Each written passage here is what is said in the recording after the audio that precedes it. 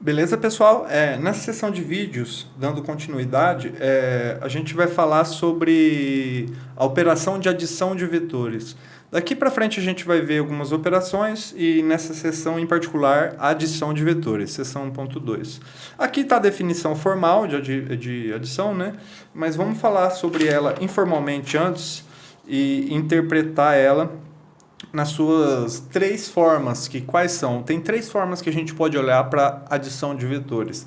A gente pode olhar para ela geométrica, física e algebricamente. Vamos olhar para ela geometricamente e a gente vai assim intuindo a noção que nos dá a definição da soma, certo?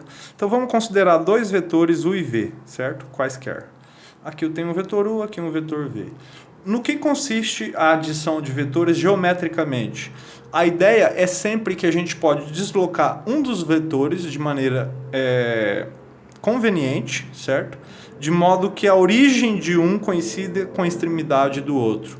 Sempre dessa forma, nunca extremidade com extremidade, nunca origem com origem. A gente desloca um dos dois, tanto faz qual dos dois, de modo que origem coincida com extremidade. Ou seja, vamos dizer aqui que o vetor U tem representante AB, certo?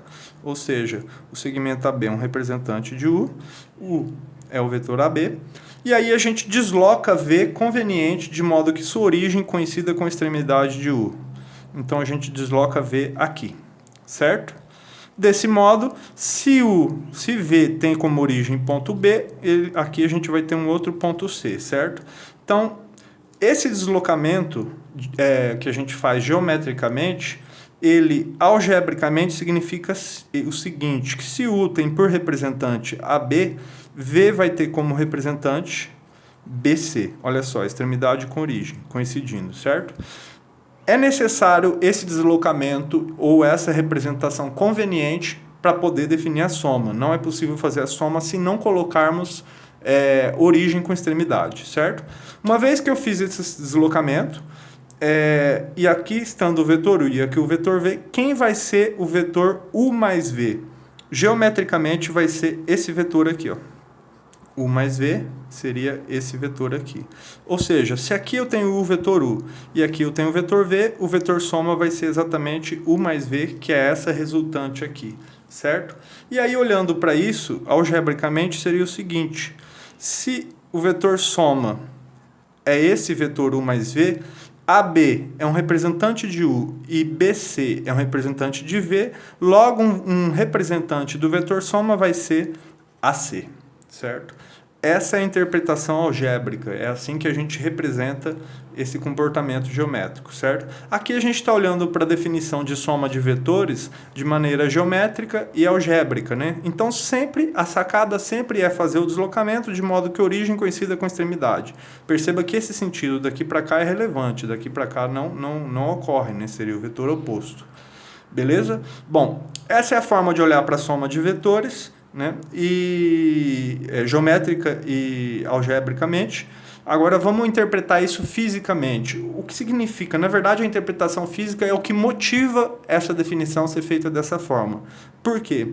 Um vetor U qualquer do espaço, ele é um elemento, ele é abstrato, mas ele representa o conceito de força na física, uma força aplicada sobre um objeto. Por quê? O vetor U, o que o define são as três grandezas vetoriais: direção, sentido e comprimento, certo? E essas três grandezas vetoriais são exatamente elas que definem uma força.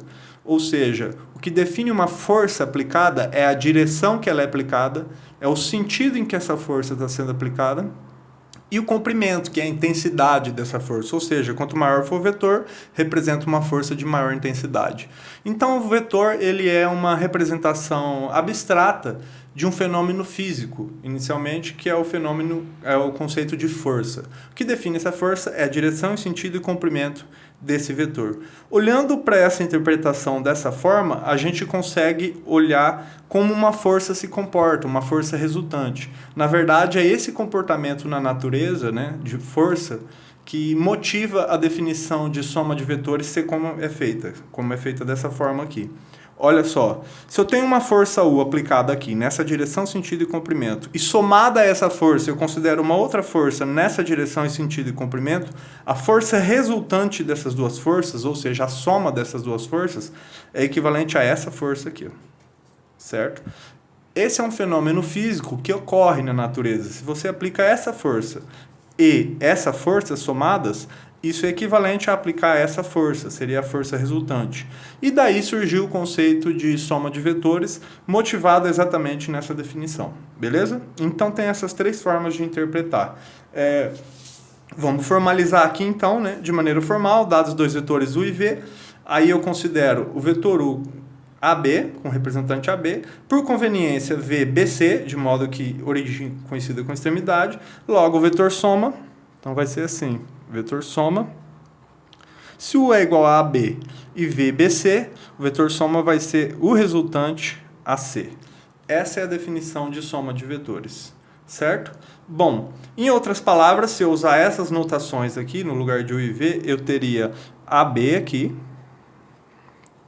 mais BC, certo? Como resultante, o vetor AC, certo? Essa expressão algébrica, ela expressa de maneira bem simples, ela expressa algebricamente o conceito de soma de vetores, ou seja, AB mais BC tem como resultante o vetor AC. Perceba que B aqui tem que coincidir, senão essa definição não vai, senão a soma não está bem definida. Esse cara coincidir com esse significa que eu estou colocando extremidade com origem, certo? Então, AB mais BC sempre vai ter como resultante o vetor AC. E aí você poderia pegar com qualquer outro representante, né? Se eu tivesse, por exemplo, aqui o vetor BC mais o vetor CD, né?